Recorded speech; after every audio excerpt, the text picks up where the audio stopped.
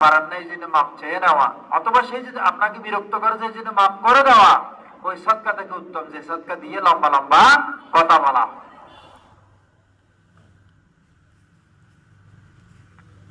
৬ নম্বর হলো আপনি এদিকে দান করেছেন, ওইদিকে আবার বিনিময় চাইতে পারবেন না। আমি দিলাম ২০,০০০ টাকা, আমাকে আগামী সভা সভাপতি করতে হবে, মসজিদ কমিটিতে সেক্রেটারি করতে হবে, ক্যাশিয়ার করতে হবে না।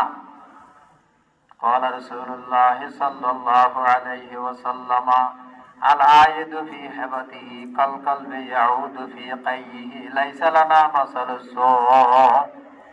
যে ব্যক্তি আমরা দান করে এগুলোর আবার বিনিময় চায় অথবা ফেরত চায়, অনেকে বলে তখন আমার টাকা ফেরত দিন, যেহেতু আমাকে করা হয়নি, কমিটির সদস্য করা হয়।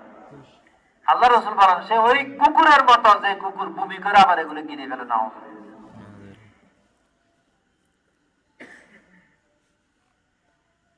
এখন কি পরিমাণ দান করবো আমরা?